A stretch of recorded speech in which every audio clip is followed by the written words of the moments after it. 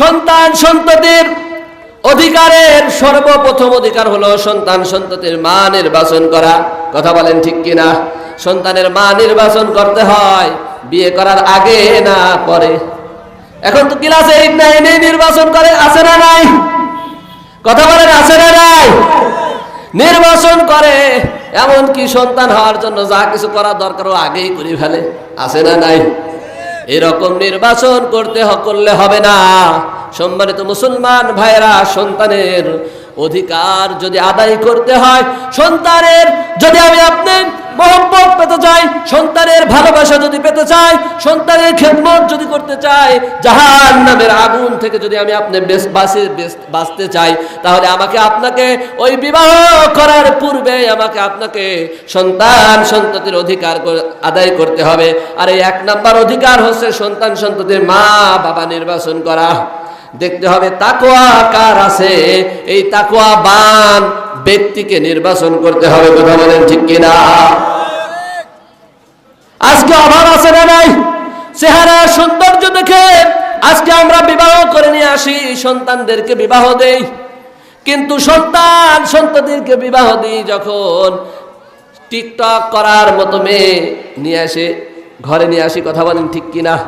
এখন সন্তানের মা যদি হয় টিকটক করা মহিলা, স্টার জলসা স্টার প্লাস দেখার মতো মহিলা, বলেন ওই সন্তানের ওই মায়ের গর্ভে টিকটক করা মেয়েই হবে। কথা বলেন ঠিক কিনা?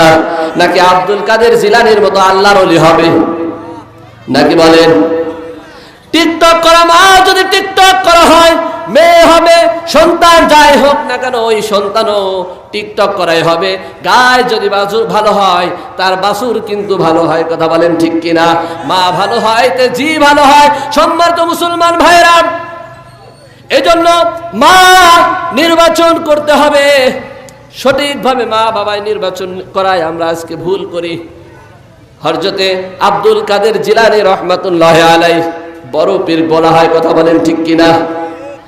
বড় পীর আব্দুল কাদের জিলানী রহমাতুল্লাহি আলাইহি এমনি এমনি বড় পীর হয় নাই। সারা জাহানের ভিতরে এমনি এমনি এত বড় নাম করা পীর সাহেব হতে পারেন নাই, এর পিছনে কারণ ছিল। কথা বলেন ঠিক কিনা? বড় পীর আব্দুল কাদের জিলানী রহমাতুল্লাহি আলাইহি জন্মের পর, যখনই জন্মগ্রহণ করেছেন, জন্মের পরেই কিন্তু সে কোরআনের হাফেজ হয়ে গেছে। কথা বলেন ঠিক কিনা?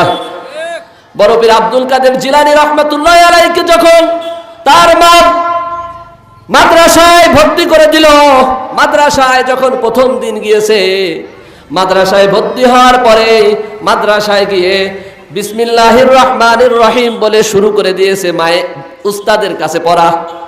হাফিজি মাদ্রাসায় যারা পড়েছেন তারা বুঝবেন, সবক দেওয়া শুরু করেছে। এই সবক দেওয়া যখন শুরু করে দিল, বিসমিল্লাহির রহমানির রহিম বলে আলিফ লাম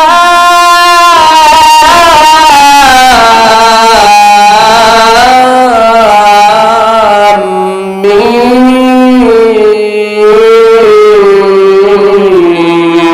জোরে বলেন আল্লাহু আকবার। যালিকাল কিতাবু লা রাইবা ফীহি হুদাল লিল মুত্তাকিন।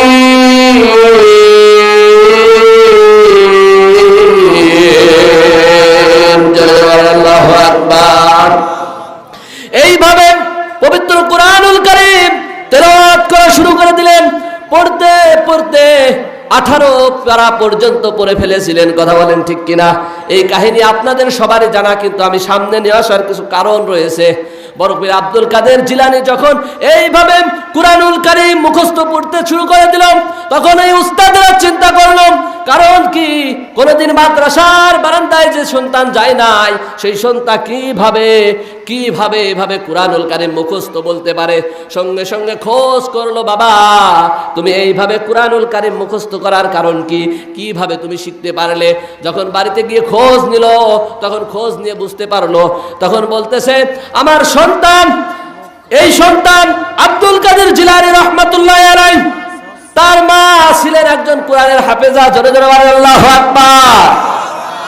কোরআনের হাফেজা ছিলেন তিনি। এই সন্তানটাকে কোলে নিয়ে পেটে করে সন্তানের সন্তানকে পেটে নিয়ে পবিত্র কুরআনুল কারীম তেলাওয়াত করেছেন। জোরে জোরে বলেন সুবহানাল্লাহ।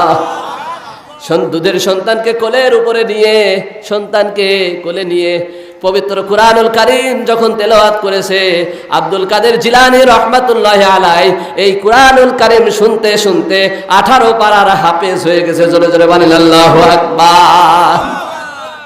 আর আজকে আমার আপনার মা বাবা সন্তানকে পেটে করে স্টার জলসা দেখে, আছে না নাই? স্টার প্লাস দেখে, জি বাংলা দেখে, টাপুর টুপুর দেখে, বিভিন্ন রকম নাটক সিরিয়াল আজকে দেখে, আছে না নাই? এ তো নাটকটা ছিল, স্টার জলসা ছিল, এটা তো খুব ভালোই ছিল। এখন ডিজিটাল মোবাইলের ভিতরে আসছে টিকটক। কথা বলেন ঠিক কিনা? হায়রে মজার টিকটক, যেখানে পর্দার কোনো বাড়ায় নাই। আজকে যুব সমাজগুলো ধ্বংস করার জন্য এই টিকটকই যথেষ্ট। কথা বলেন ঠিক কিনা? আর এতে আমার আপনার মা বোনেরা বেশি জড়িত। বাইরে যখন বের হয় মনে হয় আল্লাহর ওলি যাচ্ছে, বোরকা পরে, হাত মোজা, পা মোজা পরে বেড়ায়। কিন্তু আমি এমনও খবর জানি, এই হাত বোয়া মোজা পরা মা বোনেদের বাইরের কেউ দেখে না, কিন্তু মোবাইলের ভিতরেও ঠিকই টিকটক করে আর ছাড়ে। আবার এমন আইডির নাম দেয়, ও আইডি জীবনে বাপ মা কেউ চিনবে না, আত্মীয় স্বজন বুঝতে পারবে না, আছে না নাই? সেই জন্য অন্তর থেকে পর্দা করতে হবে। শুধুমাত্র আপনি বাহ্যিকভাবে পর্দা করলে হবে না। মোবাইলে আপনি আমি কার সাথে কথা বলতেছি, কোথায় যাচ্ছি, এই বিষয়টা দেখার দরকার আছে না নাই? ও মা বোনেরা, আপনাদেরকে বলবো, আপনার ওইটা টিকটক, ওই ভিডিও একটা, ফেসবুকে একটা ছবি যদি আপনি আপলোড করি, ওটা যত মানুষ দেখবে প্রত্যেকের আমলনামায় জিনার গুনাহ হবে, আর আমার আপনার আমলনামায় গুনাহ হবে। কথা বলেন ঠিক কিনা? একজন মেয়ের জন্য 4 জন মানুষ জাহান্নামে যায়। কয়জন? 1 নম্বরে তার পিতা জাহান্নামে যাবে, তার মা জাহান্নামে যাবে, তার স্বামী জাহান্নামে যাবে, তার বাবা মা, তার বড় ভাই জাহান্নামে যাবে, এবং সে নিজে জাহান্নামে যাবে। কথা বলেন ঠিক কিনা? এজন্য আজকে সমাজটা ধোঁকায় ফেলানোর জন্য সব থেকে বড় ভূমিকা পালন করছে এই সমস্ত অশ্লীলতা মা বোনদের দ্বারা বেশি বেড়ে গেছে। কথা বলেন ঠিক কিনা? আর আমরা আপনার ওই মাকে নিয়ে আসছি, যেই মা এই টিকটকে অভ্যস্ত, বাহ্যিক রূপ দেখে। কথা বলেন ঠিক কিনা? হযরত আব্দুল কাদের জিলানীর কথা বলতেছিলাম, তার মা কুরআনের হাফেজ ছিলেন, এই জন্য তিনি আল্লাহর রহমতে কুরআনুল কারীম শুনতে শুনতে হাফেজ হয়ে গেছেন। কথা বলেন ঠিক কিনা? আর আমার আপনার মা বাবারা সন্তানকে খাবার যখন খাওয়ায়, এই খাবার খাওয়ানোর সময়ও কিন্তু টিকটক দেয়, বিভিন্ন কার্টুন দেয়, আছে না নাই? এই কার্টুন দেখে আর খায়। ও কি খায় আল্লাহও জানে না, ও জানে না। কথা বলেন ঠিক কিনা? বুঝতেই পারে না। আজকে সন্তানেরা এইভাবে আমি আপনি বড় করছে। এজন্য মা নির্বাচন করতে হলে তাকওয়াবান মা নির্বাচন করতে হবে। কথা বলেন ঠিক কিনা?